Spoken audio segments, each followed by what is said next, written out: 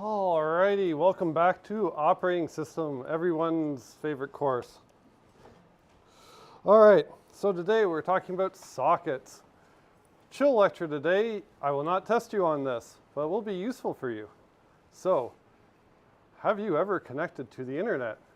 Guess what? You've used sockets. Your web browser uses sockets. If you want to be a cool hacker person, you will use sockets because the internet, turns out, has a lot of juicy things on it. So, we will talk about sockets. Aside from the APIs, because operating systems are great, you already know how to use them, aside from what system calls to set them up with.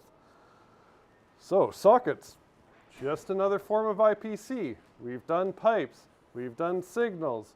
We briefly, kind of, sort of talked about shared memory. We didn't use it because, well, we'll get our fair share of it once we start talking about threads. So, you know 3 types of IPC. Here is a 4th. So, all of those were fairly limiting because they all had to be on the same physical machine. Shared memory, you need to access the same memory between processes. Pipes, signals, same thing, operates on a single machine. Sockets enable IPC between physical machines, so the processes you're communicating between for inter-process communication do not need to be on the same physical machine. The processes can be on different physical machines, and this will typically be through a network, Wi-Fi, all that fun stuff. We will not get into the details of networking. That is the networking course's job, not mine. This is just how to use them because for all practical purposes, this is the only lecture you need to know. You don't actually need to take networking unless you're going to design a router or something like that. This one lecture is actually all you need.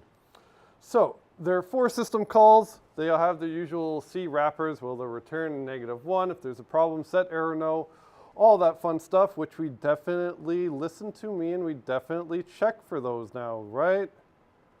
Hopefully, because that would have saved you like 10 hours worth of debugging on lab 2 if you listened to me. At least a fairly significant amount of students probably would have. So, 4 steps if you're a server, because whenever we have sockets communicating across the network, there's usually 2 sides to it. There's a server, the one that you connect to that supplies all the information. Example, google.com, any web server, anything like that. You have to connect to it and then ask it for stuff. So, if you are a server and you want to use sockets, there are 4 steps you need to take. 1 is a socket system call to create a socket. We'll go into the details of that with an example. And then 2 is a bind system call. So that socket has to be connected with a location somewhere. So it could be a file if we want to use sockets on our local machine, but they could also be an IP address with a port or a different style of IP address with a port. Some other options, but generally you'll never ever use them.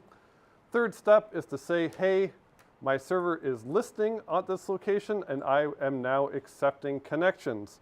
And then the 4th system call here is accept, and that will return the next incoming connection for you to handle.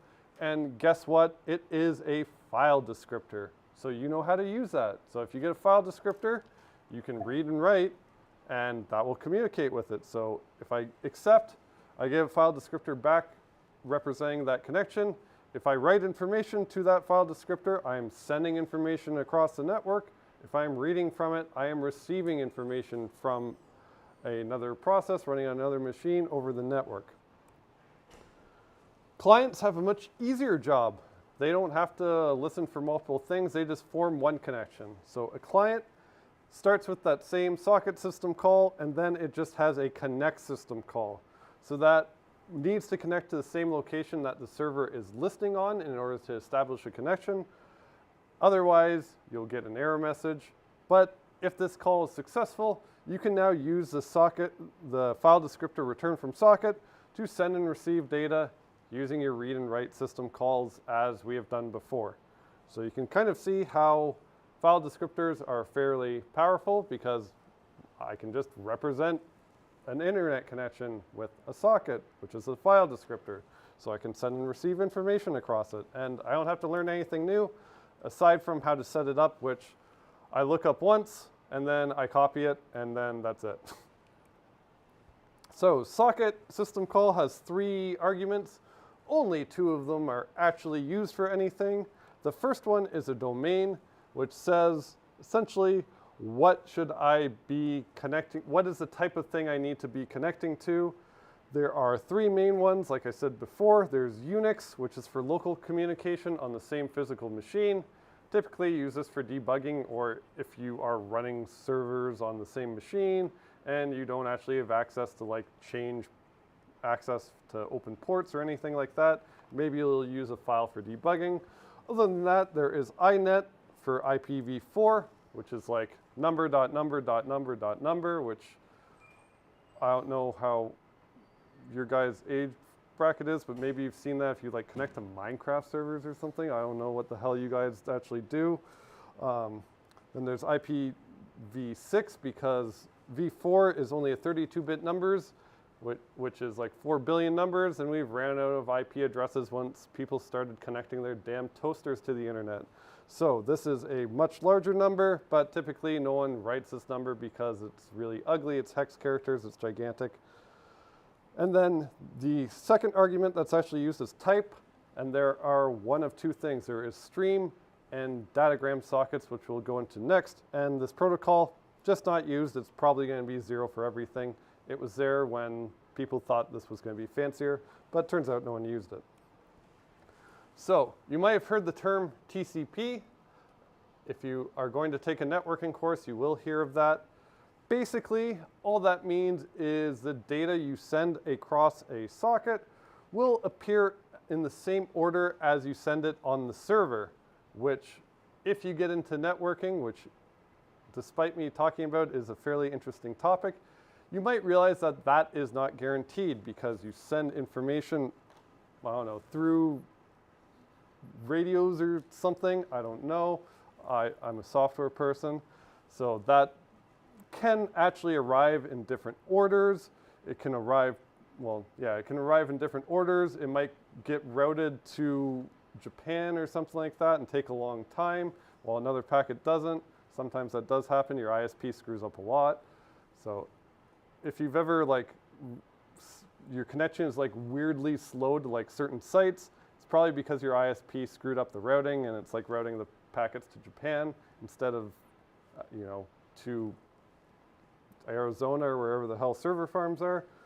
So not always guaranteed, but with TCP, you actually get that guarantee of whatever you send will be received in the same order on the server. So it has some fancy algorithms that make sure that reconstruct stuff and they'll figure out what was sent when and make sure that it looks the same on both. And it also creates a persistent connection between them. So you can tell whether or not you have disconnected from the server or something like that has happened. You'll get some acknowledgement back and forth. You'll know whether or not your information actually made it there. It's reliable, but it might be really slow. So the other alternative is something called a datagram socket, which uses something called UDP. So UDP just sends packets or messages, just big blocks between the client and the server, and it doesn't have the same guarantees. So the packets you receive on the server may not be in the same order as you sent them in the client. You have no acknowledgement they actually made it to the server. They could have got lost. The server could have died. The client could have died. They could have got vaporized by you heating up your dinner by turning on a microwave and you're on the same frequency and something bad happened. So it's really, really fast because it doesn't have all those guarantees. Those guarantees are difficult. They need algorithms to run. They'll waste space, so on and so forth.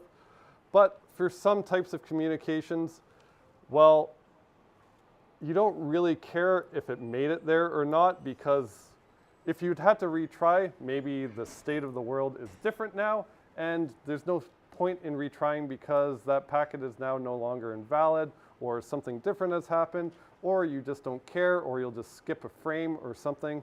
So like video streaming would use UDP because It just sends you information. It doesn't care if you actually get it or if you need a buffer, if your computer's too slow or whatever. Doesn't care. So it's fast, but you might get messages in different orders and then dropped. Some people think they're clever and they use this because they think it's faster, and then they try and guarantee that things are sent in the same order, and then they basically implement a bad version of TCP, but way worse with bugs. So if you need order, use TCP or stream. If you don't need order, use datagram. Don't try and make your own for the love of Pete. So let's get into the system calls. So there is the bind system call, which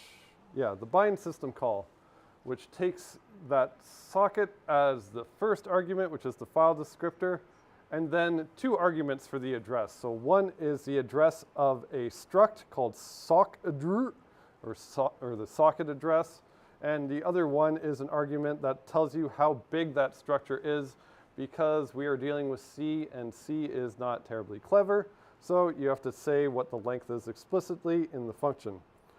So after this, it will bind that socket to that location, and then you can do the next system calls. So the structure is going to depend on what that domain parameter was. So if it is a Unix socket, it's sock_addr_un. Why didn't they type Unix here? I have no idea, but that's what it is called. And if it is that type, it's just a file name, just looks like a path. If it is IN, short for INET, again, why they need a saved queue characters, I do not know. It's going to be an IP address like 8.8.8.8 or whatever google.com is today. And then for in I6, it's an IPv6 address, which looks something ugly like this. So the listen system call takes that socket file descriptor and then an integer representing a backlog or a maximum queue length. So that is a queue that the kernel maintains. So the kernel will maintain a queue of incoming connections depending on the length of that parameter. And then if there are too many incoming connections, it will just start dropping them. So if you want to have it as a specified amount, you can specify it here. Otherwise, you can set to 0 and just let the kernel figure out what its queue limit should be. Typically, just let the kernel figure it out. The kernel developers are better than me, probably much better than you, so they know what they're doing. Just set to the default and hope it works out. For the exec system call, well, this just takes the socket, and then it's still the socket file descriptor returned from the socket system call, and then it optionally also takes an address here if we want to listen to a different address. But if we set it up as a stream socket, we don't use these parameters, but if we wanted to, we could use these parameters if we're using a datagram socket. So in this case, we will just set them both to null and just ignore them.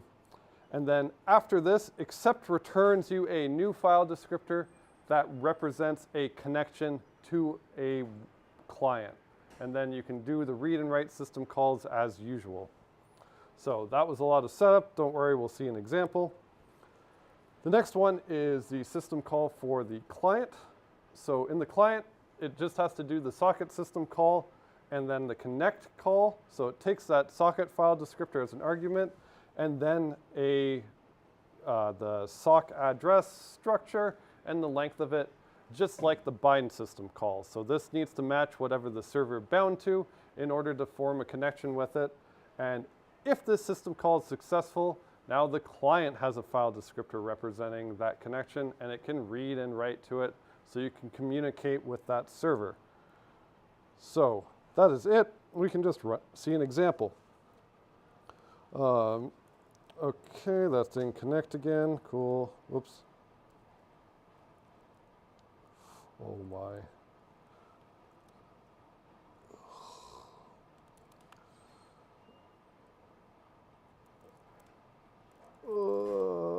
Okay, we're good. All right, I played with it in the last lecture, so we'll just make sure we compile it again. Okay, so in this case, let us read what happened. So excuse my typing. So here is the server code. So in the server, we are going to register two signals, and we'll see why in a little bit. But I'm going to register sigint and sigterm, which is what happens when you ask it to terminate nicely, and then what happens when you press Control-C. So I'm going to set these up, and we'll explain why later, but I register those two signals, and it's not just to ignore them to be a jerk. They will actually have a use. So first, we do the socket system call. In this case, we're just using a Unix socket. So I say I'm using a Unix socket, and then I will use a sock stream. So I get everything in the same order, nice and reliable, and I know whether or not the connection gets dropped. And then for that third parameter, it's a protocol. I set it to 0. I never use it. Then I will check for errors, because if there's one thing you've learned from the labs in doing this course, you should always check for errors. So here I check for an error, and then if I see an error, which it returns -1, I just exit the process, and then I will deal with it later. So after that, socket has been successful. So I set up this socket address for a Unix socket. I do this curly bracket 0 to 0 initialize the whole structure, just because it's not guaranteed and it is a good thing to do. And then I have two fields I have to set on. So for every socket, they need the Sun family field, and it just needs to match the domain from the socket, because this is C and it has to know what the structure actually is, and that's how it knows. So this is basically C++ classes, but in C. So here it has a field called Sun path. So I do a string copy because I'm copying this string to it.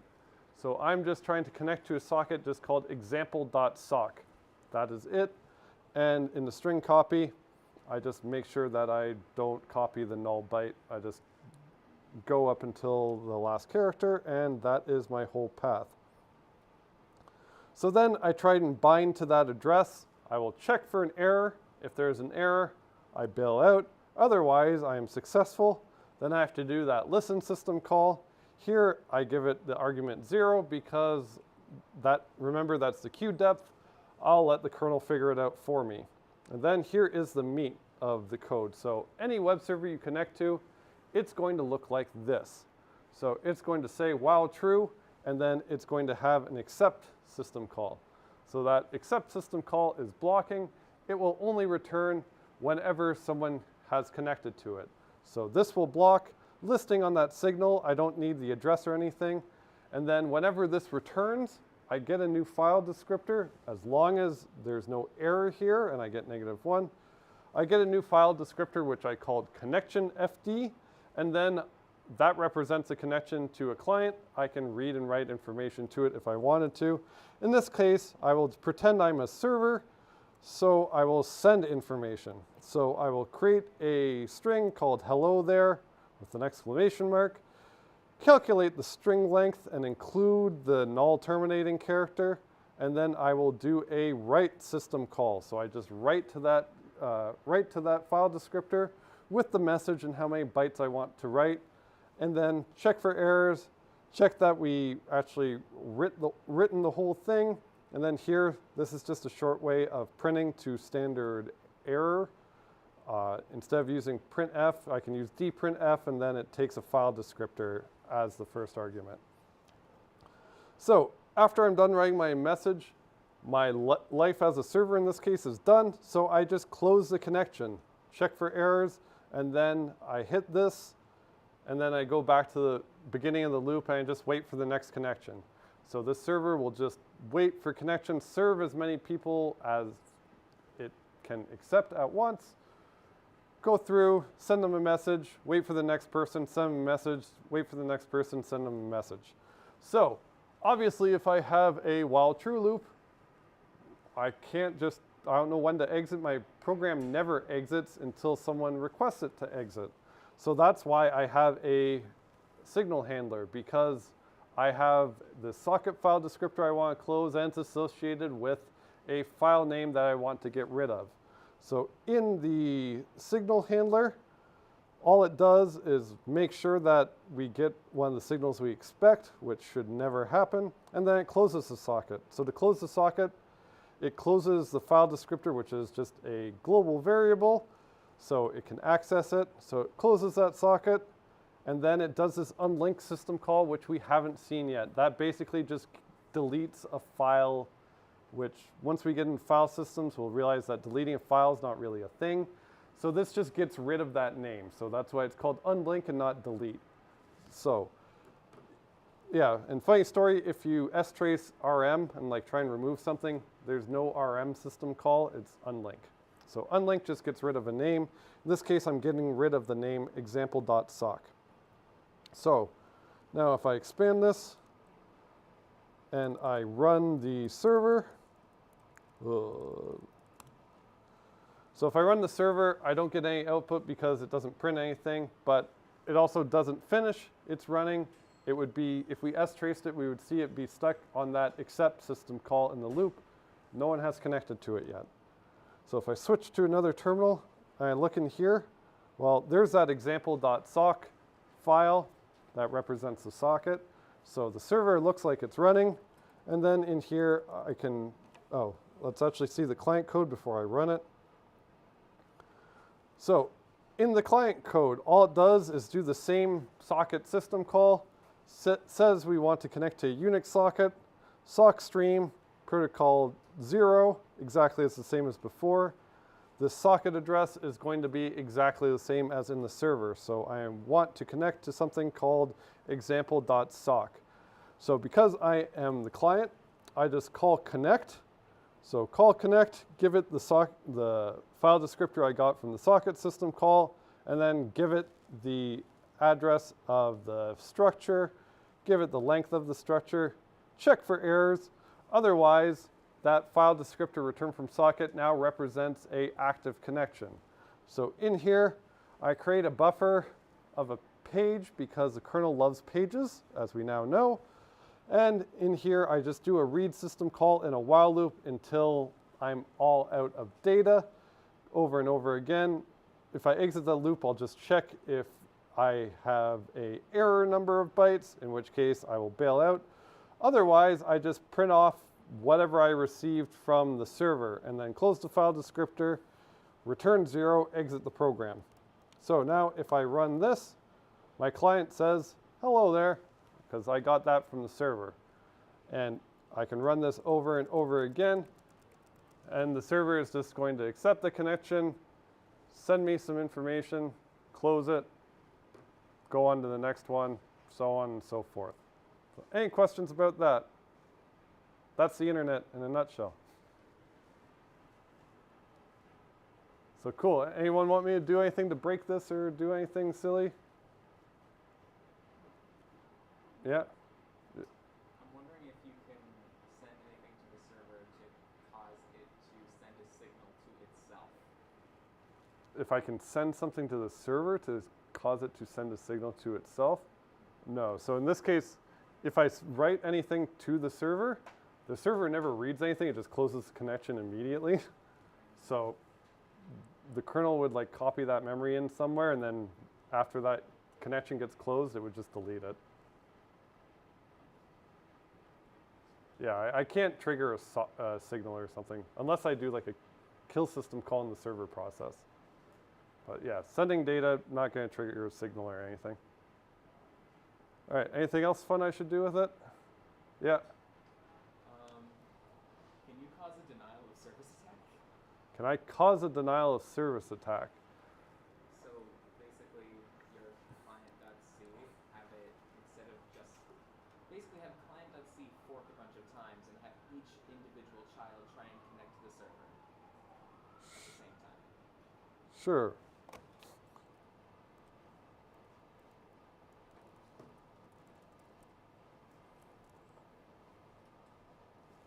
Exponential, 4, whatever. That.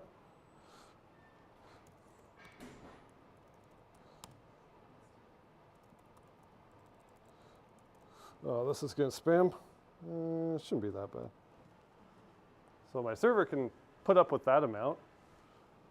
So denial of service. This also seems silly to deny service to your own machine, but let's roll with it. Yeah, that looked pretty bad. So yeah, you can deny the service to your own machine if you really want, but that's just, the kernel's fine. Other programs can probably still run. Let's see if other stuff still runs. Yeah, other things are fine. Yeah, everything else is fine. The kernel's probably just dropping all those connections and then blocking and doing something bad to them. I probably should have S-traced the whole thing to see what was happening. But yeah, you can deny the service yourself, but like, that's when you get into a networking course, we'll figure out it's trying to connect to your server and then say, hey, I'll change the IP address, or I'll make, you know, the route different, or just start dropping connections or do something. So it's probably actually dropping connections here. All right, any other fun stuff? Okay, I should probably get rid of that code because that is dangerous. But I could have gotten the situation where forks, oh, actually that's probably what was failing. Fork probably started failing because that was a lot of processes and I probably ran out. So I probably actually didn't deny myself service there. I just ran out of processes before because like local sockets are really, really fast. So what's my limit here? I probably can't denial myself over a Unix socket. But I tried. I ran out of processes first, so. Can you make two servers just constantly talk to each other in a loop? Yeah, so that's a question. Can I make two servers? So server's already running, right? So can I just run it again? Address already in use. So only one thing can be bound to only one process can be bound to a socket at a given time, and the kernel knows about that. So I'll get an error message. But if I wanted to, right, some connections, depending on how the server is built, it could only close the connection if it gets sent specific information or whatever. If I just never send it information, it'll never close the connection until you would have to program your server to drop a connection after a timeout or something like that. So that's why people use off-the-shelf web servers instead of doing their own. But if you really wanted to, guess what? This is a web server. You just have to speak HTTP because like you can S-trace Chrome if you want. It'll create a connection, then it'll write some bytes to the server that says, hey, give me your web page, please. And then it gets sent its web page, and there are protocols for how to do that information, but if you read a 1,000-page boring document, you could figure out how to do that if you really wanted to.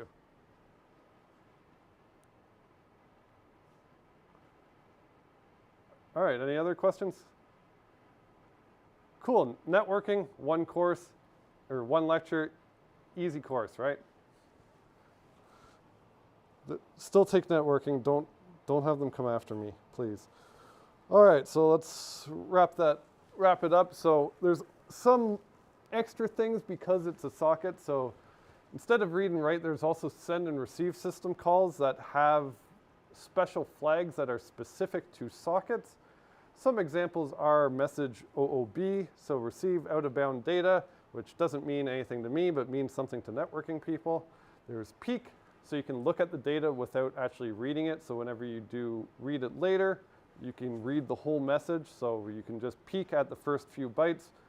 Then in your program, you can figure out what you want to do with it. And then another part of it can read the whole message. And then there is this don't route thing, which says send data without routing packets, which sounds really weird if that's what happens in a network. If you send a packet, it gets routed. Why would I tell it not to route? Well, guess what? Your router is written in a programming language and it uses a kernel. And if you are a router, you want to set don't route because you are the router and you want to make sure you're forming direct connections.